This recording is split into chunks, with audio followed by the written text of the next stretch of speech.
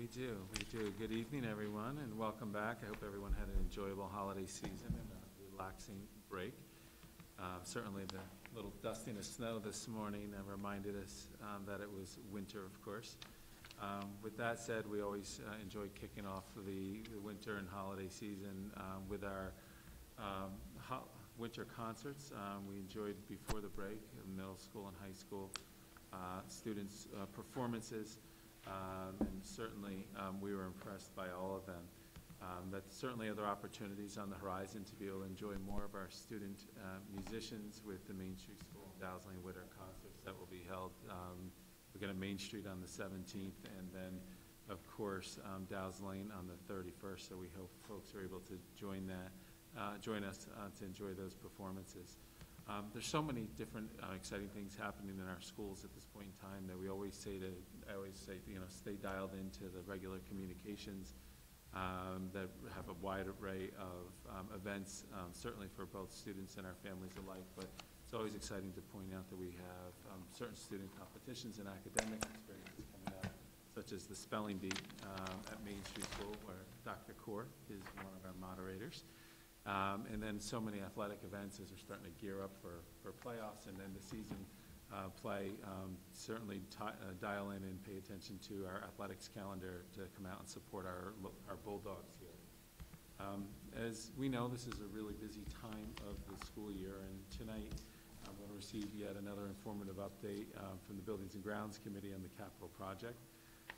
I do want to draw attention to a letter that Mr. Hanna and I sent out on behalf of the board and the district on Friday, which provided some highlights and frames for our process and points the community towards our website, where we just recently updated the capital project page with a number of resources, and we're going to continue to add things as we go through our process.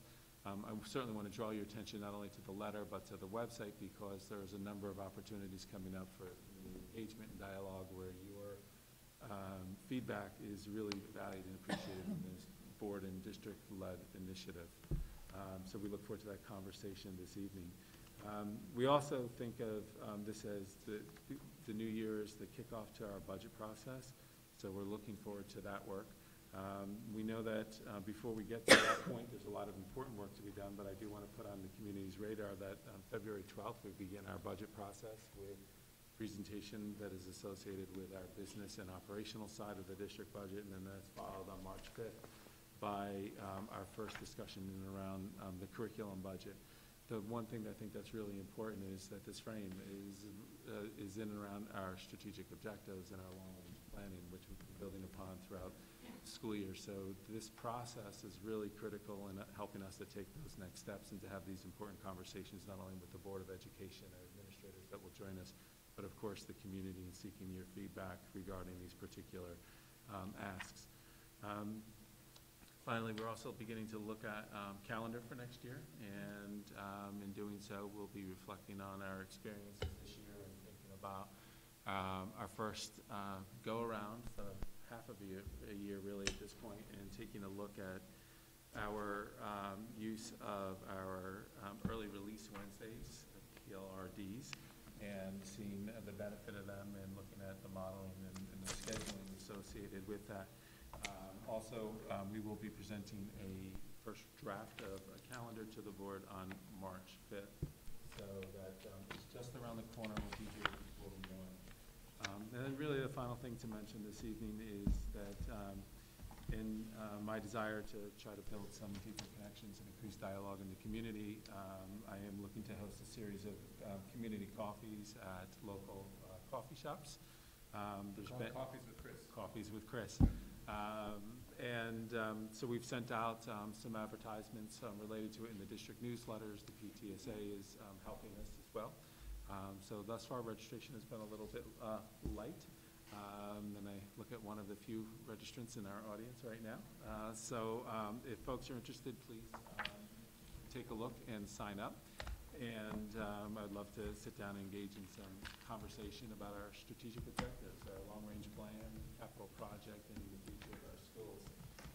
So that said, take a look for this Saturday's newsletter and take advantage of the opportunity to sign up to join me for one of the coffees. The first is scheduled for Thursday the 17th at 10 a.m. at Black Cat, and we certainly will be looking to add more as the year goes on and diversify the locations and the times to be able to reach out to different businesses, hopefully provide opportunities for folks to be able to walk to the events, and make sure we're considerate of the time frame so we can have different folks come to, while accommodating their personal schedules. Right. I never wanted to be too quick. Do we have any updates from, we have a large one from business office soon in cooperation with the Buildings and Grounds Committee. All right. I do want to give an opportunity to see in our audience tonight if there are any comments from members of the community that there'll be opportunities after the capital project update, but if you wanted to make a comment now, you're welcome to go to the mic and share your name, and we ask that you keep your comments or thoughts to approximately 3 minutes. Hello, my name is Eric Oley. I live in Irvington. I have 2 children in the district. Kira and I are here today to express our disappointment that the master schedule implementation has not been postponed, despite it having been pointed out on multiple occasions that the district's actions violated the partnership that it has with the community as detailed in its own strategic plan. We would like to point out that this really is a partnership. This should be a partnership, and this does not feel like a partnership at all. And it's a matter of trust between community members and the administration that works for the community, works for the school district. And I do not understand how we can move along, plod along by scheduling individual meeting by individual meeting, lick our finger and hold it up to the wind and see where we are, as opposed to having an actual plan, a plan of engagement that takes place while implementation is postponed.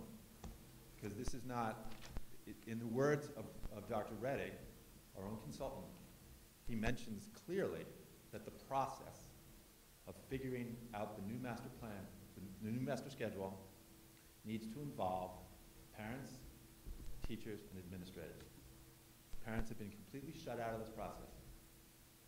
We are just now learning the details as of December 11th, 2018. We're not part of the process.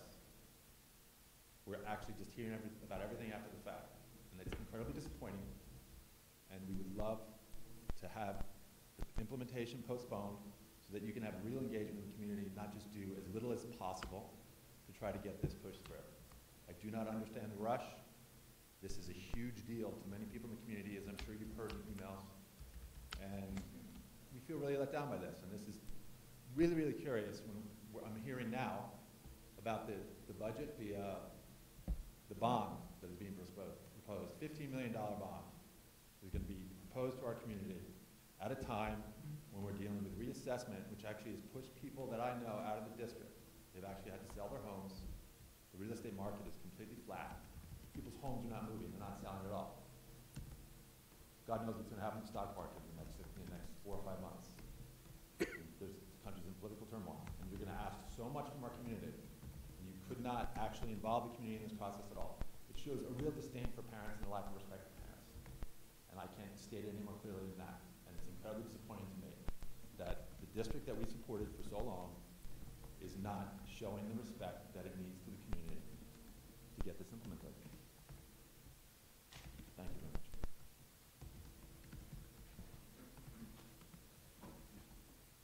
Thank you, Mr. Oley. Absolutely, I think you would.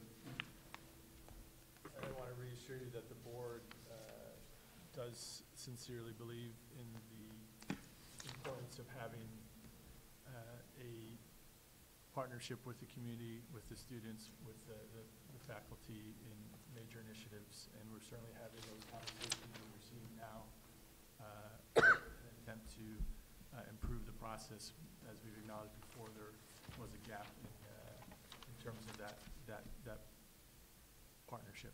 So I appreciate your remarks, and you're certainly taking them to heart. Just as a follow-up, I mean, I've admired the process that had developed the strategic strategic plan that has developed the community survey. We've hired consultants at taxpayer expense. We've involved community member stakeholders in that process. To not follow the strategic plan as a partnership with the community is a violation of that partnership with the actual stakeholders that made the plan and with the community in general, but also it's a misuse of taxpayer money. To not listen to the consultant, Dr. Reddick, in terms with regard to the implementation and the development of the master schedule is also, I don't understand. That is a waste of taxpayer money. I've sent you the actual quotes where I say it more clearly. I'm a little emotional up here, so I'm not able to recall those quotes directly. But we are not listening to the people that we have hired to develop these plans. And that's incredibly concerning to me. Not only that, we're about to spend a lot of money to campaign, put forth a bond. It's going to actually cost money to do this. And we are subverting that process by not dealing with this issue that we have right now. And I do not want to hear that it's a timing issue with the master schedule, because this is way too big of a thing to rush through because we do not want it to intersect with a bond. Now that is incredibly distressing to me that the students are not put first. Now I don't see any argument that anyone can make to rush through this process and actually state that the students are being put first ahead of anyone else. There's no logic to that. And I would love to hear a rebuttal of that if there is one. And I'd also like to hear that the administration make a comment on the actual strategic plan and what it means to them. Because the way I read it, it was not abided to in this regard. And I think that in order to establish trust with the community, we need to hear from the administration or even the Board of Education as to what they think the obligation of the administration is.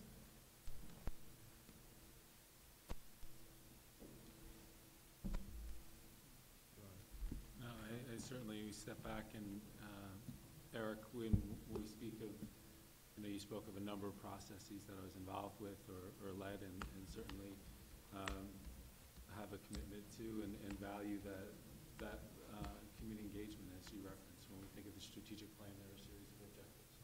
And when we think of those objectives, there are things that we strive for, and there's things that, as I've acknowledged through this process, related to the schedule that we didn't hit the mark on all of those fronts. So, we always check ourselves and look for opportunities for improvement, and we've acknowledged that through this process. Your feedback has been heard multiple times, and this is, I don't want this ever to come across as it not being a student-centered initiative. The whole initiative associated with this was to better meet student needs, to provide our students with the best opportunities possible while they're in our care. So the intent and the objectives were there. There were some areas where we acknowledged falling short in the level of communication and engagement, and it's something that we're committed to doing better with. And I think that as we move forward, we're going to see some progress in that front. Thank you. We appreciate as a board that our administrators are always working to continuously improve our school district, and it's about just ensuring we get the process right as we do it. We really are appreciative of the work that you do. So thank you for that, and thank you for reflecting on the process as we go along. Go ahead.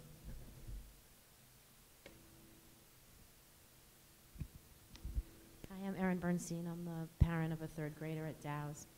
And I guess just as a follow-up to Eric's comments, my perception, and maybe this isn't correct, is that we really need to be fairly buttoned up by April, because the students are selecting their schedules in April. So when we really talk about a fall rollout, it's really that the schedules are being designed by April so students can pick their classes. And I'm just curious, maybe because there hasn't been as much involvement, and I know there's meetings coming up, but how prepared are teachers to implement the schedule that really has to be defined by April? And that's where I just see a little bit of a disconnect, and from a planning perspective would think we'd want to be extraordinarily buttoned up before we roll out a schedule to students to start making choices and have teachers positioned into those classes when they're not really trained yet or have a full understanding of how they're going to teach those classes next year. No, I think that as you mentioned, these upcoming meetings are an opportunity to really dive into it. I would say that the board understands that the work that Dr. Kaur and the building principals have led over the last number of years with professional development has been centered around the type of education instruction that that this hybrid block schedule would allow. So it's not just about the next few months, it's been about the last few years as well. But to really answer your question, I hope you've signed up and have the ability to come to one of the several meetings that are coming up. I haven't. Has there been any follow-up communication on where those meetings are taking place? Because I haven't received anything. I did sign up. Yeah, there'll be communication forthcoming. We actually, we're looking at the number of responses, because we're trying to, number of responses will dictate the space, Okay. right? So there will be follow-up communication. Great, thank you very much, Ms. Benson. Okay, so now we move to our committee reports, and I guess we'll hold off on the buildings and grounds because you'll cover that with your update. Maura, did you want to speak to our work with the communications, or I could do it? Why don't you?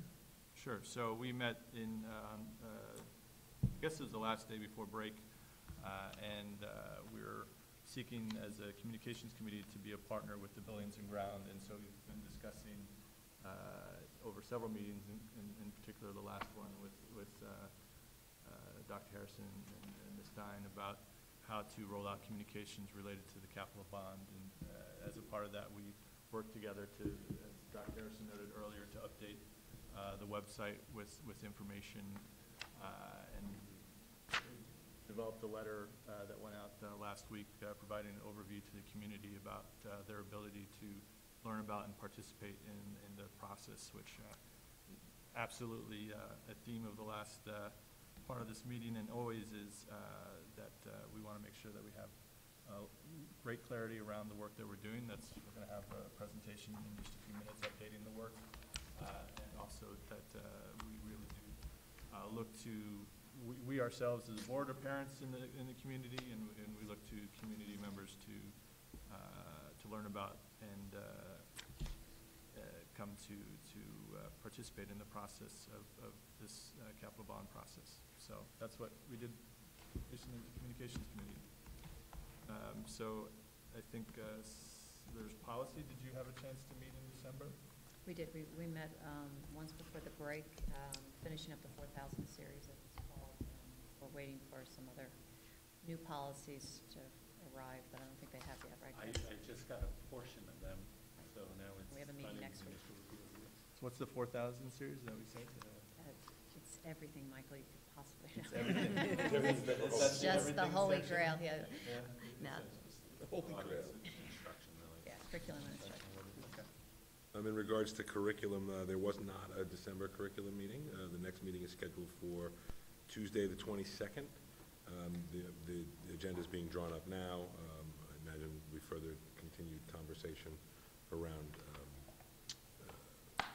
Amplify Science and the continuation of the look at the foreign language rollout and how it pertains to the budget, et cetera, et cetera. More to come.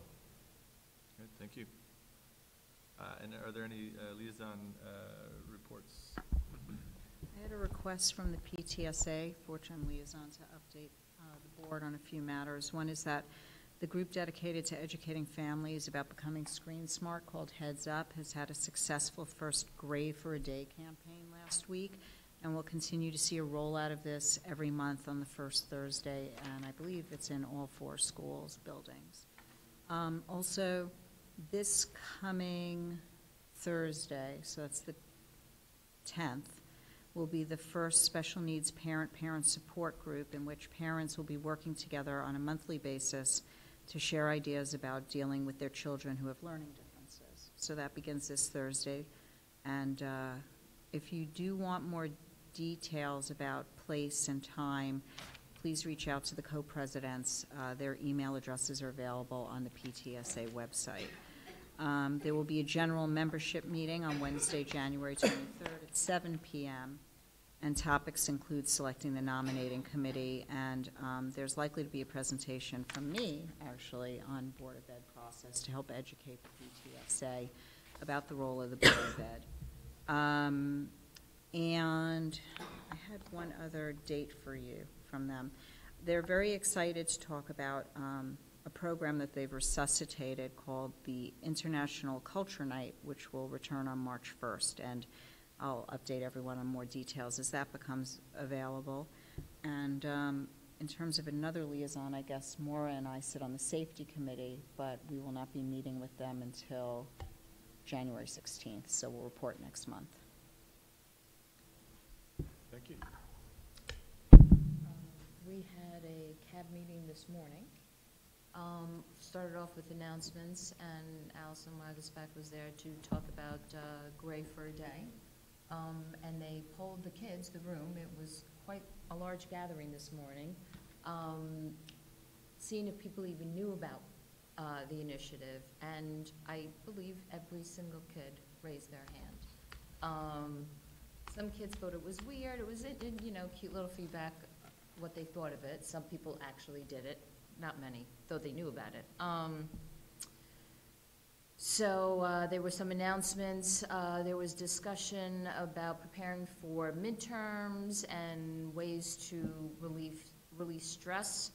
And there was a discussion about a possible dog therapy program to bring into the schools, but it didn't sound like it's going to happen. I'm not exactly sure who's leading that. I believe it was an IASC initiative with the high school. Not sure that that is happening. Two speakers coming up, Stephen Hill and a Mikey Fallon.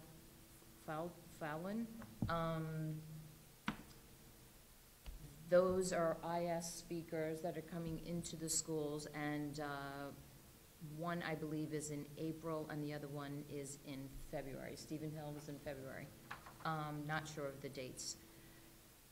And then it segued into, I guess, at the last CAB meeting that I did not attend, there was a discussion about master schedule, and the kids submitted questions to the chairs to share with David. And David kind of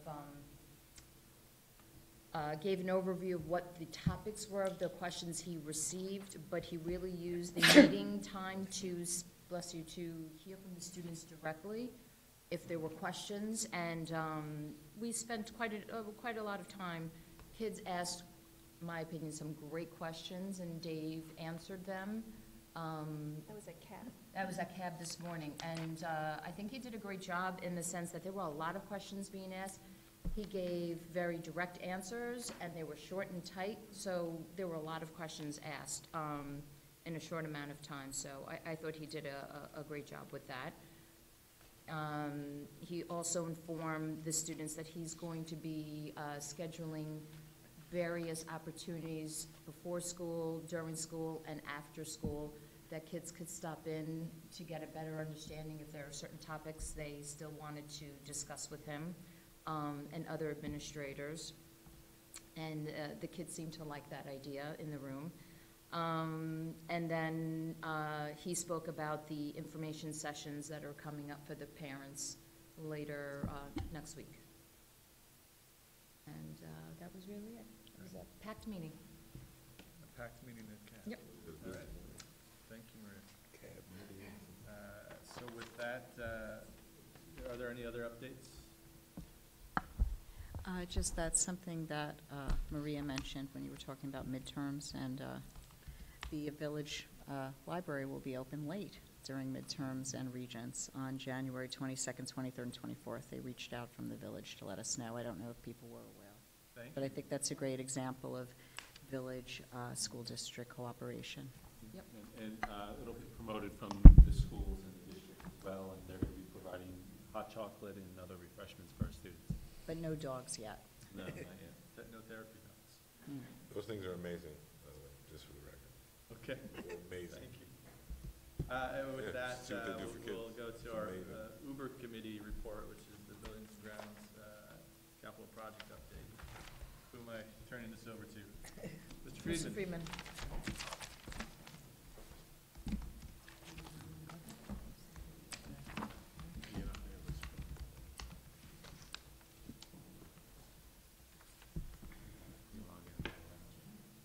No, thanks.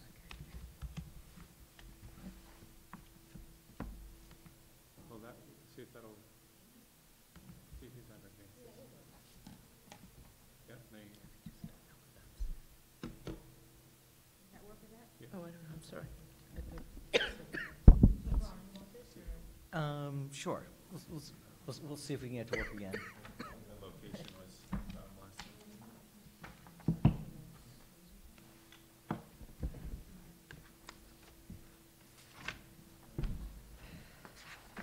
We're clicking ahead. Yeah. This was last time, and of course, as we click, it doesn't click fast enough. So basically, we use the same presentation that we presented on December 4th. Actually, there was one slide, Brian, on the energy that we might want to stop at. Yeah, that's where I was trying to, We basically updated that. There might be Right. a slight change. yeah. So where we last left our heroes was talking about energy efficiency, and since the last meeting, we've been presented with a potential opportunity to use a energy contract to handle the LED bulb project. The B&G committee is still getting additional information on that possibility, but if that is a viable alternative, it would free up some additional money in the project, which would then be able to be allocated to other needs, and chief among them is our update here, which was the one piece that we hadn't gotten to last time, which was modernizing learning spaces. And what's happened over the last month or so is that each of the building administrators have had meetings and have met also with H2M to talk about what would be some of the priority projects in each of the buildings in terms of modernizing various spaces.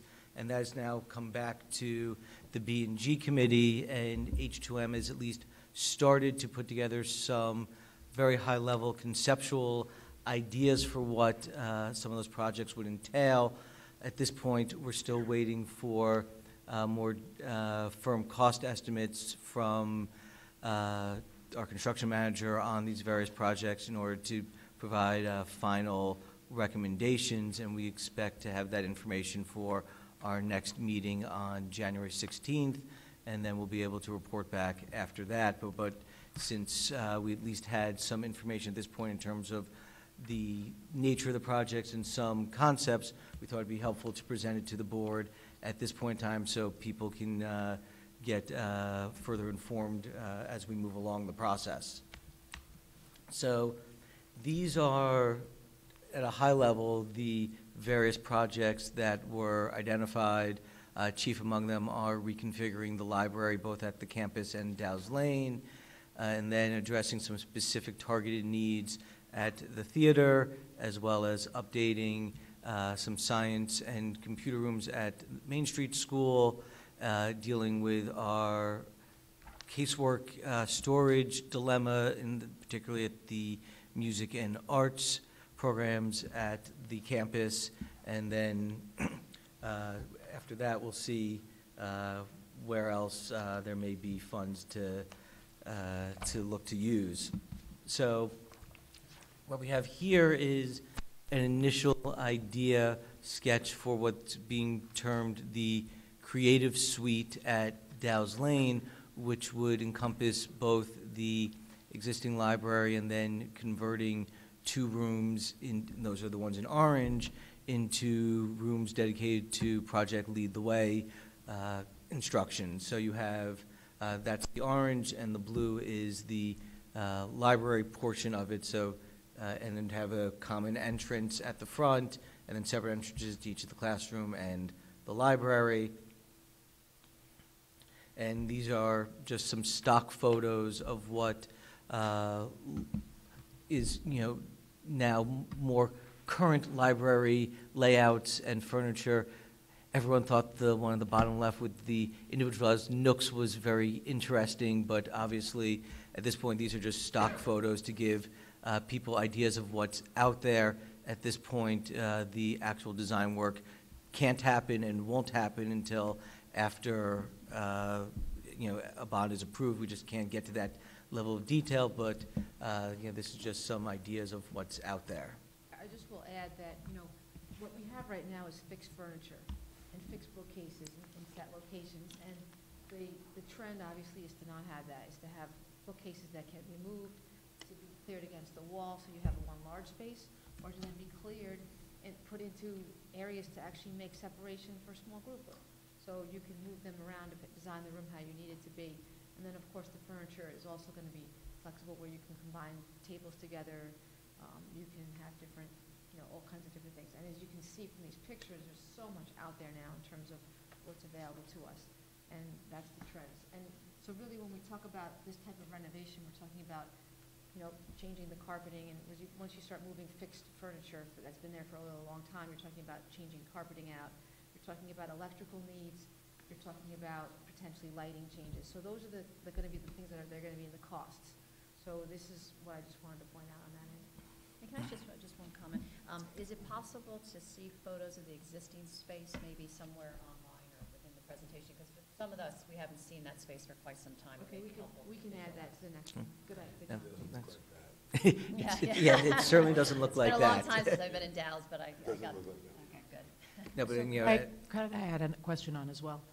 With the space, the current space for the Dow's Lane Library, is this taking the same space that's being used for that? It's not taking any additional space out of that hallway? This is all existing library? It's all existing library. Okay. But it's the PLTW rooms, I think, are current classrooms now that would then be converted to dedicated PLTW rooms with flexible furniture that would be able to be grouped in different combinations and would be used for that instruction.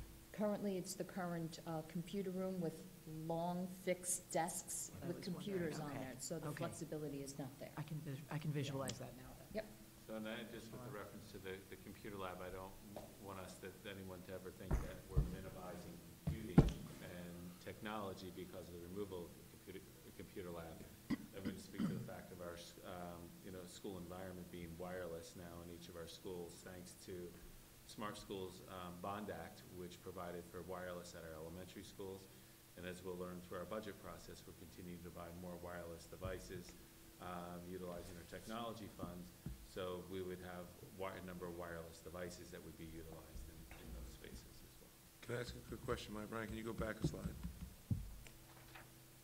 Because I didn't see a picture of what Possibly. those two PLTW rooms are going to look like. Well, because we don't have, It's just conceptual. it's conceptual, we don't have, Has the architect or anybody considered looking into fab labs and things like that and real makerspace type stuff, just to, instead of like the stock, room, if we're really going to go there, it might be worth thinking about. That'll be part of the planning stages. Yeah. This is just, all Suggestion rather than conceptual. question. Right. Check it out. You went ahead. yeah, no, because I'm trying to go back and I'm going forward, so. Yeah, you can make fab labs. I'll show you. So next up is the campus library, and there's several goals related to this project. Here on the lower floor, you have the blue space, which would be more of a quiet area for study in the library, as well as in the back there, some dedicated office space and walled-off space. And then in the orange would be space that's partitioned off in some way, possibly by a glass wall or some other partition, to have a space that's used for collaborative group work, and that it would not have to be a quote-unquote quiet space where students could come and work on projects and do other type of work with different furniture configurations and so forth. And then on the upper, if I could get the clicker to click, there we go. And then on the upper level, you have both some office space for various people. I think we have the E&L in there and other things which I cannot read. So we purposely took that out, Brian. Okay. Because we still don't really haven't identified what would go there. Okay. We don't want to mislead that in terms of saying that this is the definite, so I purposely took that out. Okay. Because it's set in stone. Well, currently, we do use the space in the library to run certain. Certain things. Right, But that's certain. not to say that that's exactly where it will end up. Okay. Again, as Right. Ryan mentioned, detail will come later, but the idea would be to partition off some of that space for some of those types of things. Exactly, right. Who will go where is still being worked out, but the idea is to have dedicated partition space for some of the programs that run in the library, and then you have some individualized study carrels and other areas for people to study in the quiet space of the library, and that would be up on the mezzanine. And, here are just some stock photos, again, of some of the concepts that are out there. The idea would be, where possible, to try to use glass walls to keep the library feel open.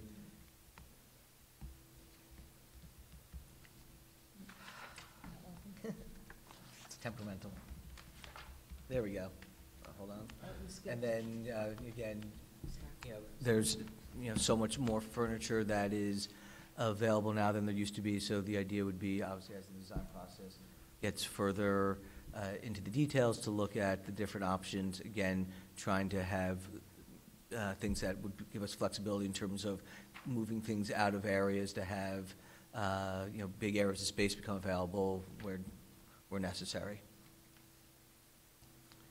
Then we get next to Main Street School, and this is the current, this is the computer lab, so it's the same space, but again, it is reconfiguring it with some different seating and different options to be a more modern space and to reflect, obviously, our current technology and wireless usage. So, there's, again, this is just a generalized floor plan. We don't have, there's not going to be a specific design at this point, but this is the generalized concept of what it would look like. You notice that each desk there is really the same table. It's just turned differently. So it's either turned in a group of 4, it's turned in a group of, 8 is an oblong, or is it's individually if you're testing or whatever. So it's just, that's the point, the beauty of that kind of furniture. And right now we have fixed desks with computer lab, so. Yeah, I think, Brian's used the word Carol, just kind of explained it a little bit. At some point in our conversation, as we were having dialogue about capital projects, we were talking about modernizing learning spaces, but flexible furniture became a bit of a joke because we were thinking about things that may be bendy. Well, some of it may be bendy, but it's really flexible in its use is the goal, as Carol just illustrated, that we'll be able to accommodate a variety of different learning approaches and collaborative approaches for our kids. But I guess, just there's we listened to this, but also other conversations that are happening. There's so much about being able to adjust the setup of and how you're doing instruction. So this is really speaking to that. It's not the old school line up the desk and have a teacher just left. There are a lot of different models by which instruction can happen. And then just to repeat, I guess, what Deb said, just for pictures for all of those spaces from the, I took that note. just, thank you. So next at Main Street, this is the PLTW classroom, and it's in one of the old science rooms with the high fixed desks, which is no one's preference. So this would again be looking to modernize the space, allow for different configurations of furniture, and allow the students to have a better experience with the curriculum. So, and then here just again our stock photos of some of the furniture. I think you can see the triangle style furniture up there on the top left. And then everyone's favorite casework. So everyone says, well, what is casework? Well, casework is storage, and anyone who has been in our art rooms or music rooms, I think, has seen the need for better storage for those rooms. And here are some examples of potential storage options for both the art and music room. You make it powerful before. That photo is very concerning. Yeah. There I did it. But why is that allowed now? I'm Because sorry. there's nowhere else to put it. Listen, don't get me started, please. That should not be allowed. That's like, I think think they organize Sorry. it for a little bit and it ends up that way all the time. So we keep cleaning it up and it keeps getting, Wrong person to talk to about that. I clean my classroom every day but, with guitars, with no cases. So Okay. that's upsetting.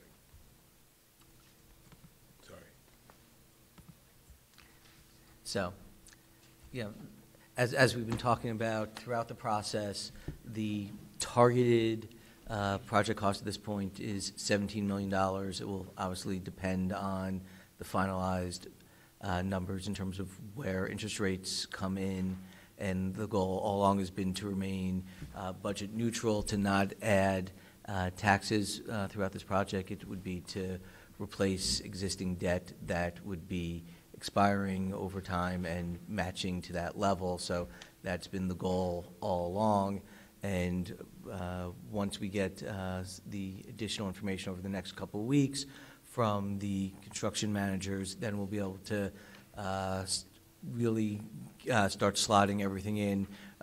We are hopeful that everything here will fit within that target, but we'll have to wait for the numbers to come in and then come back with our final recommendations to the board in terms of what we think should be in the project and what we think is fiscally responsible to do at that point in time.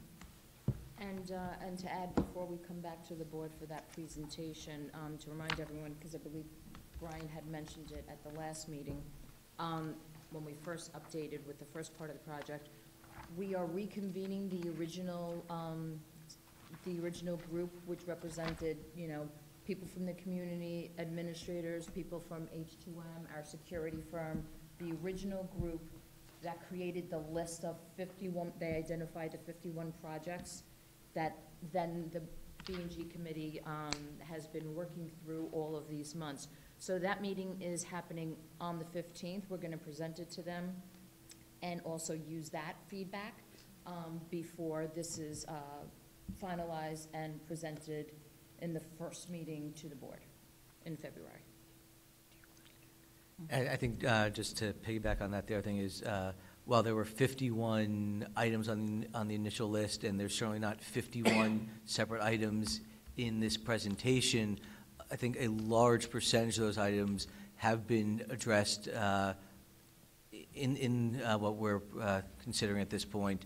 There are certain items that, as we've talked throughout the process, that have been considered and have been deemed at this point in time something that we just can't pursue due to cost concerns. But it also, you know, oftentimes 4 or 5 items are now reflected in one project that we're talking about here on a slide. So while, you know, maybe we've had, you know, I couldn't say maybe 15 different projects here, it probably represents, I'm going to say 40 of the items that were on the initial list of 51. So, and then obviously the, you know, in terms of timing, which Maria started on, we have that meeting on the 15th. We have the next B&G meeting on the 16th, at which we expect to hear additional cost information.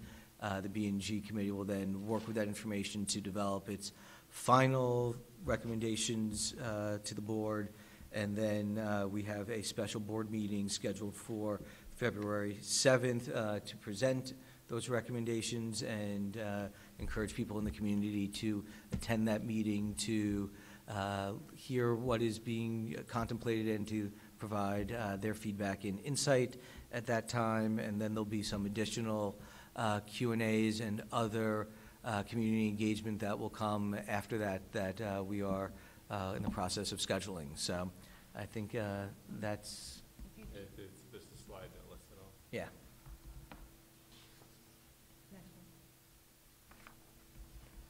See, I was trying to avoid my clicker problems by just talking about it. So there we go.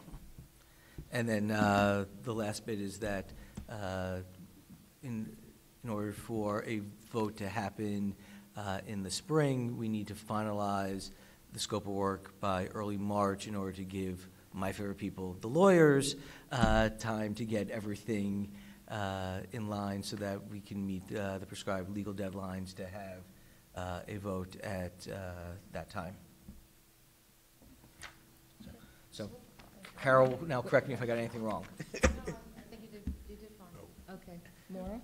So is there room to ask questions relating to other portions of the presentation that were given last time as well as this time? You mean tonight or in the Tonight. future? Tonight. Yeah, if you have any questions, sure. So I wanted to just clarify, and I'm sorry, but I can't tell you on what page on this presentation, but the, What is the on title the, of the slide? it's the page of the proposed garage.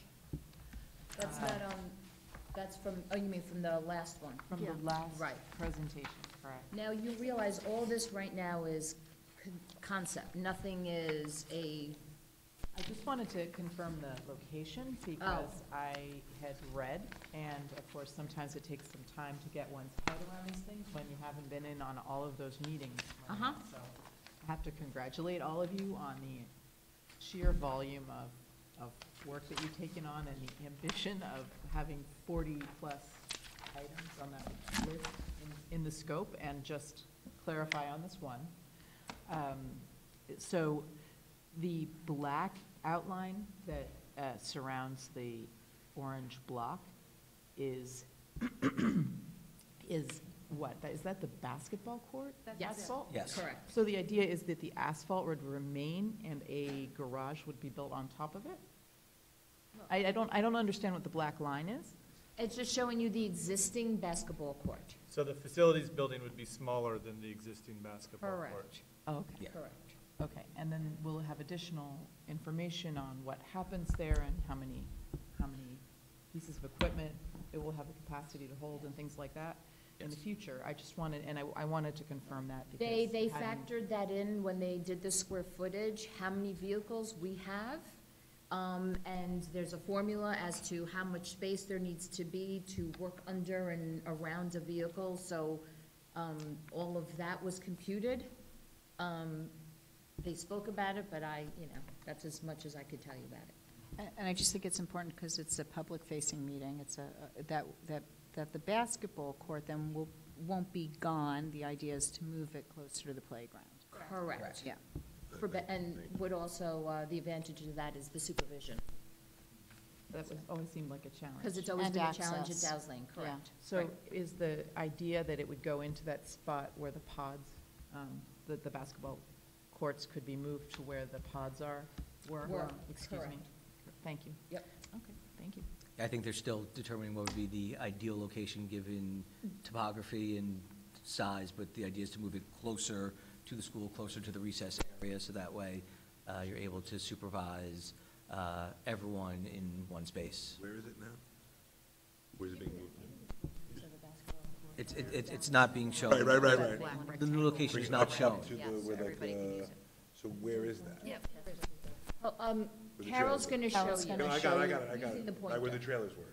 Right. That's perfect. Yeah, that'll be awesome. It seems like it. It'll be a better surface. It'll be an improved surface as well, because, and it won't have poison ivy this time. Down there with the trees So, over it. what are we trying to point to? So to the point, to illustrate, the current basketball court is down in this hill. area. The garage would be constructed in the area that is yellow. And this is the area where the old district office was located, the modular buildings. And so the current concept that Brian was referencing was that we would construct a new basketball court here. So you think of the proximity to the playground, there's encouragement for the kids to be able to play. And then Marie said it would increase supervision. We're looking at the access and everything right now, so I want to be clear that the driveway patterns going down to the garage are nothing that's permanent, just illustration of possibilities. Likely it would be access through school grounds, nowhere else. But certainly down in that location, and it's a little bit out of that site as well from Right. some of the other options. Right, and you have the possibility of, there's already trees, and you could probably put more bushes and trees to obscure it. Thank you. I mean, I guess that's one thing that has been said a few times, is that there's, we're being presented the scope. You'll have more details about the projects, but then in terms of the actual execution of these projects, you'll also elaborate what that process will look like, which is basically before the vote, we'd understand the scope and a fair amount of detail about the projects, but in terms of how their final design would occur after it's approved. Yeah. Right, and you will have much more control over that afterward, but, the conundrum is you just can't spend that much on architect fees ahead of time because you haven't had voter approval to do that. So we've only budgeted so much in architect fees, and they've already almost exceeded that at this point. So we're really right there. And that's really state law. We just.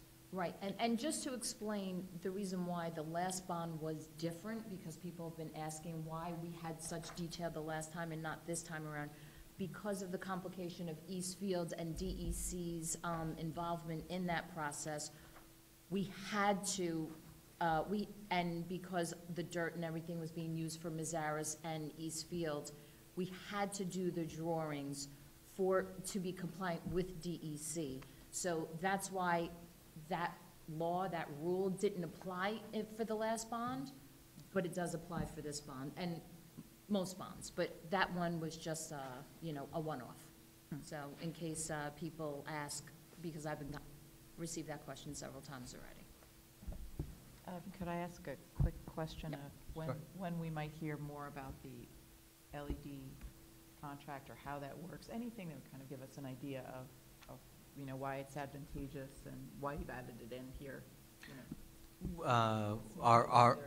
Our hope is that by the next B&G meeting, we'll have more information presented to us, and then once at the B&G level, if we think it's something that is worthwhile to pursue, then it will we'll percolate it up. At this point, the idea of LED replacement was always something that was contemplated. Given the cost, it was something that was going to be potentially challenging, and we've been presented with an opportunity which, at least on first presentation, seems to both address our desire to improve the lighting, but also deal with the cost concerns by turning into a 10-year agreement that is basically funded out of the savings that the LEDs generate over that time.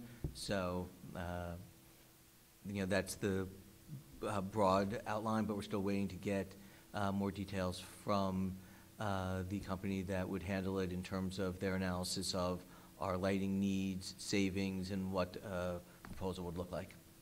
Thank you. I just had a question about the schedule.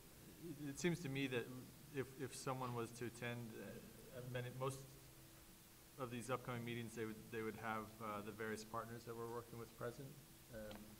Is there one of these ones listed between now and March 5th where they won't be present?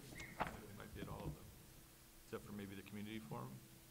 Well, definitely up until the 7th, and then after that, we would figure out if they're needed at subsequent meetings. I mean, I think at least H2M would be at the subsequent meetings. H2M will be at any meeting that we possibly. Yep. Okay. They have made that clear. But I'm just, in terms of setting the expectation, if somebody's. We've also asked our security consultant to come on February 7th, and he 7th. will be attending as well. Right, so the 7th is when people can really ask questions and have the people present that can provide answers. The experts. The experts, okay. Other? Any other questions? My only comment, because I hadn't had an opportunity to see it, is that I like the presentation on the modernizing learning space, having been a member of the committee and also attending some other meetings about what other school districts are doing. I like what our administrators came up with. The focus always was supposed to be hopefully looking at the common space, the library, and I like the way they've divided up some of this collaborative space with the glass walls and giving students an opportunity to utilize the space differently. And then again, looking at Main Street and Dow's Lane, it's exactly what we were told at some of these other presentations other districts are doing, looking forward to try to modernize the space. So it looks good. And be flexible. And be Because you flexible. just never know. Yeah, it's great. I just want to clarify, there's a figure here for the $8 million cost of central air conditioning, but that was just an estimate. That's where we're mainly just putting air conditioning in the gyms of each school, and then individually in classrooms over a longer period of time. Right, so when the B&G committee had asked us, as I think I said in a previous presentation, what would be the cost to do with the entire school district, And we did the analysis, we looked at what we had, what we needed, and the construction manager estimated about, almost $8.5 million, which we knew was gonna be a large number. It was even larger than I thought, but yeah, that's a lot. So when we looked at what we really had and what to satisfy some of the questions about how could we cool areas to provide relief on those really hot days, especially if there's testing going on, and that happens sometimes on a hot day, what could we get our still keep in the budget, and that's where we ended up with just the gyms as the gyms that are on the, so it's really, I put that in bold now on the bottom point. The proposal will add the MAR gym, the campus gym, the Dallas gym, and the main preschool gym. At this point, assuming everything works out, that's what we're recommending at this point. And then we continue to try to do classroom AC through the budget every year. We've been adding, slowly but surely, we've been adding units each year. So we're going to try to keep that program going until we can get saturation there. And then I would say as I referenced our budget process, kind of aligning with all these different initiatives that we have going on. Carol, Gary, and I were meeting yesterday related to the development of our facilities budget, and Carol and Gary have done a nice job of starting to come up with plans in each school to phase in that individual classroom AC over the next few years to try to reach that 100% figure in each building. And generally, if I remember correctly, with this process of developing the bond, these are some of the bigger projects that often done over summertime and bigger spends, and we get the benefit of the state aid. But you've also incorporated or are thinking about with the annual capital budget, some of the smaller projects that have been talked about and adding those in over time. And that's part of what's on some of those 50 items that we had. Some of them we are able to address now. Right, yes, exactly. As Carol said, some of the 51 have fallen off because we've been able to move them into the regular budget where we have some capital funds allocated. But given, obviously, the scope of the projects that we've been talking about, these are projects that we could not accomplish through our annual budget process, and that's why we're proposing the bond at this point in time. Can I ask you a question? Sure. Why are we holding up the other 4 million? Right, that's the difference? I'm looking at two different slides. 4.8 and. 4.8 million is to cool the gyms is what we're going with, right? It covers more than Oh, just air conditioning. but it's everything here. It's everything on this And the page. lights, et cetera, et cetera. Yeah. But the air All the conditioning, energy Yeah. issues. Now- why are we not pursuing the other, if the cost of central air conditioning for the spaces currently not cooled is $8,475,000, right? Why are we not pursuing that in this bond? Because it's, when we know well, it's gonna be a continued problem year after year after well, year after year. let me address that in We a couple would eat up parts. Would eat up almost half of the project, of the amount we really want to target. And there's a Won't lot of allow other the things we need So to do. The other we're trying to things. balance. When you go back to the other lists, of all the other things we need to do here, in terms of a boiler. Right, so, so, We should shoot for a higher number. well, So if, It's something? Well, Why we're not shooting for a higher number Because than that- 17 million? Yeah. Because we've had that discussion as a board, Yeah, just that remind we me. want to we want to The debt replace the debt, we don't want to go above With that. the state aid. If, not- the 17, so there's a couple benefits, a number of benefits to timing this now, that interest rates are still relatively low, that we get state aid, but the other ones are that we have, Carol, Ms. Stein has looked ahead and seen what our debt payment schedule is, and so, there's the middle school build, which was done, 15 years ago, and that is coming to an end. And so as that debt service that we pay for that old project goes away, we're replacing it with this new project. Keep So staying neutral. 17 million is the number where we're not spending more than our debt service. So if we spend more, then we're increasing the taxes on our community. And right now, because of the Got it. sensitivity with the federal tax change, we're like, let's keep it reined in at that debt neutral level. and also, Dave, just to talk about, it's not a Thank you for that reminder. it's not a $4 million delta in the air. It's bigger because the $4 million is. That's what I thought. Yeah, the $4 million number was all of the energy efficiency projects, including the boiler and everything else that was on that. So it's, Mike, it's probably more like a $6 million delta. And I should say, that initial 8.5 estimate was, That answers my But just because I know this has been something that's been talked about in the community a lot, and since this is a public meeting, that 8.5 number was a very initial preliminary estimate and likely would have went much higher as they started to then get into all the additional requirements, including electric service. So 8.5 was where they came back and said, you're talking minimum that, and probably more. And once we heard 8.5, everyone was said, okay, let's stop. Let's not ask them to go and spend additional resources to cost out something that we know is just not going to be possible in this project. We found a viable solution that works. Yes. But we felt very strongly that if every single school, every building had one large space that we could cool down For these testing, students, 100%. especially for testing purposes, then we were in a good position. And you have the opportunity to send generally most of the students through the gym over the course of the day. So that's versus classrooms, that may not be the case. Yeah, I just wanted you to surface, Yeah. that 17 million piece, especially since we're public facing, where it doesn't increase the tax burden. That's right. Right, There are other and- things that will Very- increase the very tax burden, important. but not that. Correct, But if you- that's a big one. And if you look at the slide, 28% of the high school classrooms currently have air conditioning. 63% of the middle school classrooms have air conditioning, 48 for Dow's and 69 for Main Street. And as Carol, I'm not sure if you realize, but Carol reported that they've made a commitment to keep adding until all the classrooms have it. I just wanted us to be reminded of why we're doing that. Right. You're reminding us? Public, everybody who's watching. Right, and that those changes go into our annual capital, so that's, yeah. Nobody remembers that. And I just want to remind, so as long as we're reminding people of things we've talked about, I just want to say that Carol Stein, in one of our earlier conversations as a board, we talked about the fact that as we move through our infrastructure projects, the energy efficiency issues do get kind of folded in, and we look for opportunities in our paving, our roof replacement, our univents, to also add additional cooling factors as possible, which may also provide us with additional money back from the government, depending upon what's available at the time.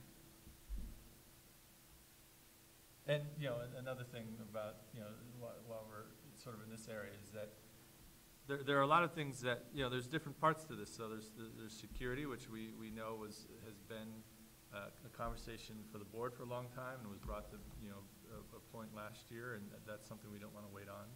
There's maintenance, which it only gets more expensive, so we want to do that sooner than later. And there's modernization, and we have 60 and 100-year-old buildings, and I think today was a great example of the opportunities of modernizing some of our spaces can offer to instruction. So there's some opportunities that we don't want to wait on, and so that's why we're doing this now. Are there other questions, or I'll give the community a chance if they have any questions? Okay. Are there any questions from the community related to the update?